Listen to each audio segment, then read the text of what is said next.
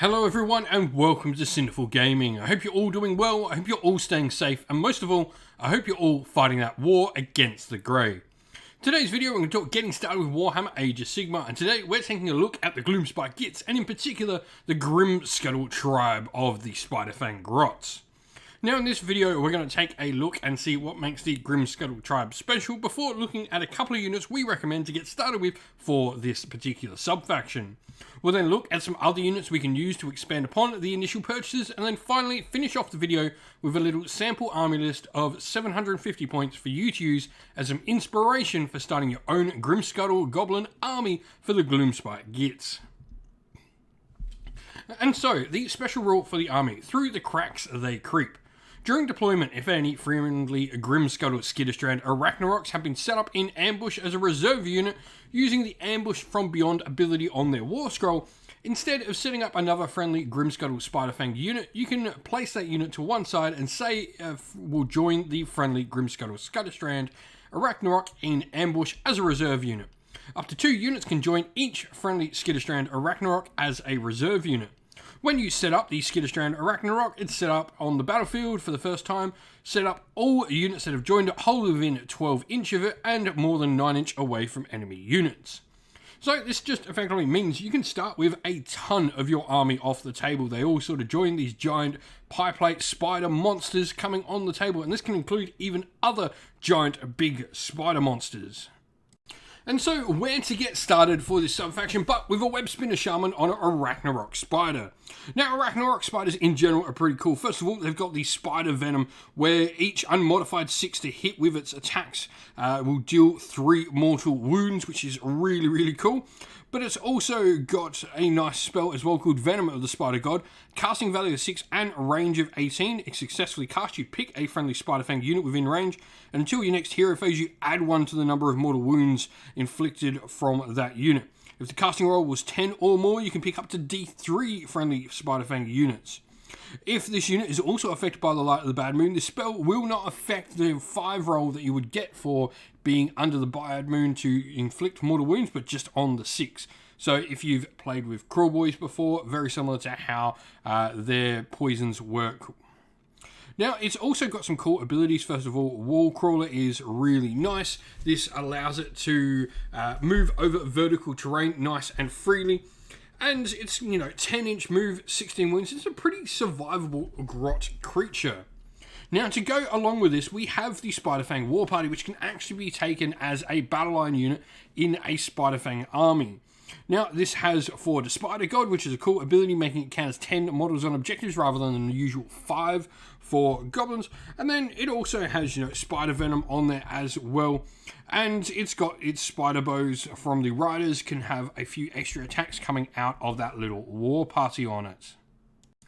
And so there are a bunch of different things we could bring into the force, but Skitterstrand Arachnaroks are where we get pretty much our sub-faction allegiance ability from, so it's obvious you're going to want to probably grab one of these sooner rather than later. They're not the place you start, but they definitely are going to make the most of probably being one of the best upgrades you can get. In fact, even grabbing one after your 2 first big spiders is a great way to run a list. So Skitterstrand Arachnaroks, as mentioned, they can be put into reserve, and they bring other spiders with them.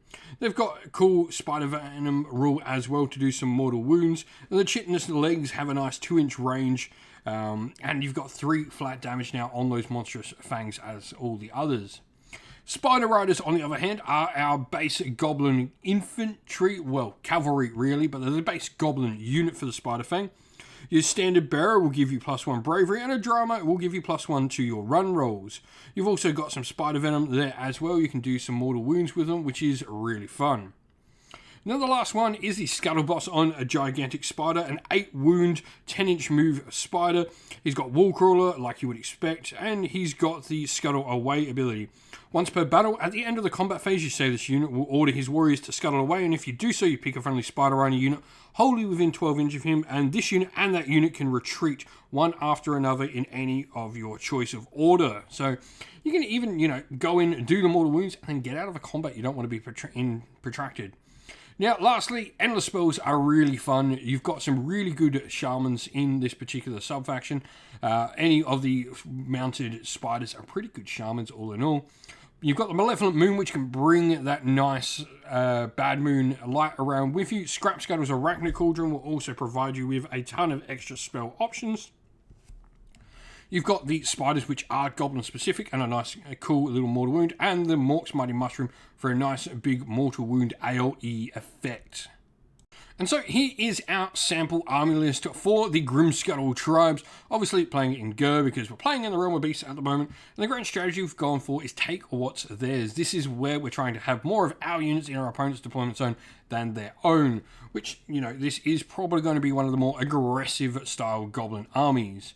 Now, a Web Spinner Shaman on a Ragnarok Spider will be our general, and we've gone for the Super Nasty Venom command trait. This is where we can double the number of mortal wounds that are inflicted by the general's Spider Venom ability. So this can really up the power of this model. Now, on top of this, we've then got the Totem of the Spider God artifact as well for this model. What this one will do is, while other friendly Spider Fang units are wholly within 12 inch, we add one to the number of mortal wounds inflicted by them. And then we have the spell Sneaky Distraction as well. What this one does is a casting value 7, range of 12, successfully cast until your next hero phase, subtract 1 from hit rolls made by enemy units that are within range of the caster. We then have, obviously, our Arachnarok Spider with Spider-Fang War Party as our battle line unit in the army, before another Arachnarok there in the form of the Skitterstrand, rounding us out at 3 giant Arachnaroks at 750 points, which is just absolutely amazing. Grimscuttle's Arachnid Cauldron rounds out the force, so you could get any 50-point endless spell in here that you really want. And this just gives you a nice, solid monster mash list for the Gloomspite Gitz with a ton of spiders that are packing out a ton of mortal wounds. 750 points on the nose means there's no triumph available for 42 wounds. 3 drops, though, technically it'll... You know, while it's 3 drops, you won't be putting anything on the table with this list. It can all come up from reserve, which is awesome. If you've been playing with the Grimscuttle tribes, let us know how you've been going and let us know your thoughts and your ideas for them down in the comments below. And so that is the end of the video. We hope you all enjoyed the video and you got something out of it as well. If you did enjoy it, please don't forget to leave a like and subscribe to the channel if you haven't already. And while you're at it, why not drop a comment down below letting us know your thoughts on the video's content. Also, if you'd like to come and chat more with me and other members of our little community here at Sinful Gaming, we have a Discord server which is linked down in the video's description. Also down in the video's description is the best ways to help support the channel if you would like to do so. We have Patreon and YouTube members, both linked down in the video's description, and you'll get yourself a little shout out just like these people here are going to in just a second. But also, if you'd like to grab some merch to help yourself and get something in the same time and help the channel, you can do so either by our Teespring or by the Ko-fi store. As a special thank you, I said, to our Patreon and YouTube members, thank you to Christian Weir, Soren, Kenny Lowe, Outer and Shot First, Andrew Bowen, Nathan Thee, The Rising Ape, Q Dynamic, Anthony B, JJ Austrian, Average Wargamer, Domain, Mark Harvey, James Cater, Bloobs, Benjamin Swallows, Red Martin, Iron Grinch, and Nicholas Conomos, and to our YouTube members as well, Green Roots Gaming, Ronya, Lock Lorick, The Johnny84, David Ellsworth, Wolfric Nick, Broken Chef, Ariana Edwards, Revenar, Pink Nico Fire, Robin Mankiller, Monty's Tabletop Terrain, John Castle, Davis Wire, James South, and James Tillman. Thank you all so much for helping support the channel. Lastly, a special thanks to Lady Witchbox Art, who does all the amazing artwork you see on the channel. Thank you all once again for watching. Stay safe, stay well everyone, and most of all, keep fighting that war against the great. Ciao for now.